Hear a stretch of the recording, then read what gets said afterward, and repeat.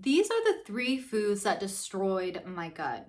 Number 1, fiber, specifically from beans.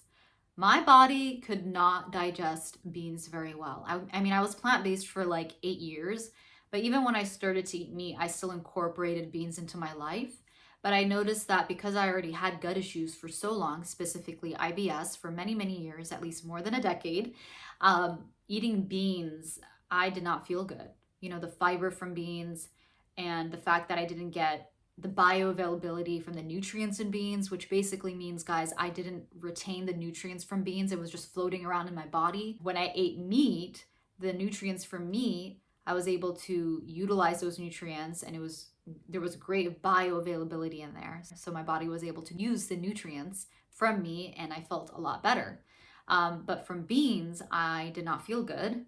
I didn't feel energized. I felt bloated even more. And I believe that the beans, because it was not digesting well, it was staying stuck in my gut for a long time, that I had fermentation. And you know how I knew that is because I started to have gases.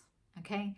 That's not cute. It's not cute to have gases, but let me tell you, when you have that, it's because there's something fermenting in your gut.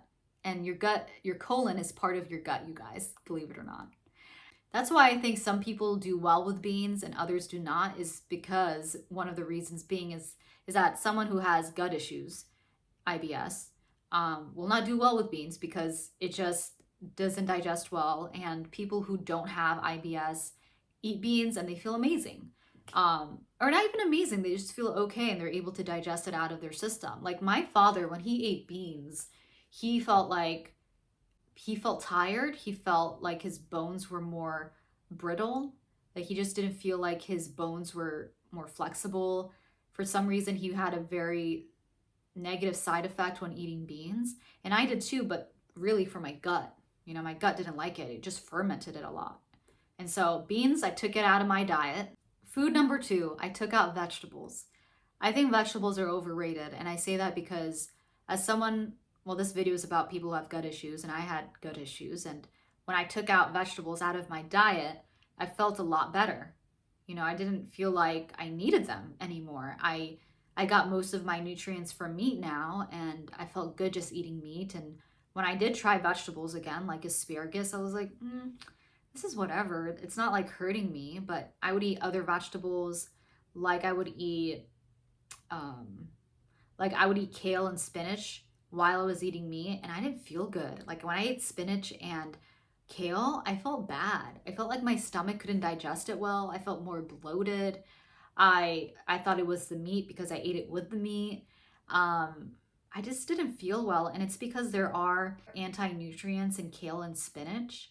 And it's because, you know, we live in a world where plants now have to defend themselves, believe it or not, they do, by creating these chemical compounds in their stems, which would ward off the predators from eating them. And they're called anti-nutrients. They do have nutrients in their stems and their leaves, but there's also anti-nutrients, a chemical compound that causes one's stomach to not feel good when ingesting them. So when I ingest kale and spinach, I didn't feel good. I felt worse, and I felt like my body was not digesting them at all. And if anything, sometimes my stool would come out with leaves. You know, I didn't like that. That was not good for me. And so I took those out and I felt a whole lot better. Number 3, I took out nuts.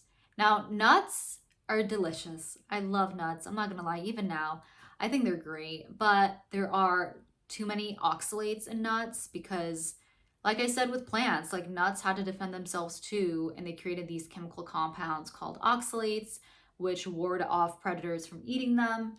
And when you eat too much of nuts, you do get a high amount of oxalates in the body, which is poisonous to your gut and to your body overall. And I didn't realize how much it affected me, especially when I had gut issues. I could feel, you know, all the food sensitivities were exacerbated for me because I had gut issues. My gut was not able to defend itself, absorb nutrients, digest food well. So it needed to heal in order for it to be strong to one day have to defend itself against nuts, to defend itself against plants. And right now, well, before it couldn't do that. With nuts, I couldn't eat nuts at all. I just didn't feel well. I felt really gassy, bloated. It did digest it, but I just did not feel well after. It did not help me. Even though it's good fats, it definitely, the oxalates and nuts did not help my gut issues. If anything, it exacerbated it. So I hope this video helped you guys, avoid the nuts, avoid the vegetables, and avoid the beans, please, the lentils. Like, they're not needed on the carnivore diet, and it wouldn't be the carnivore diet if you did incorporate these 3 things. And even if you're not on the carnivore diet, I suggest to not even add the vegetables or nuts or the beans to your diet, because if you have gut issues and you want to see improvement, you will see improvement once you take out these 3 things. And I hope this video helped. And if you want further help and you're confused as to why you still have gut issues, I specifically created a free video guide down below in the description box about the 7 mistakes that you are committing to not heal your gut.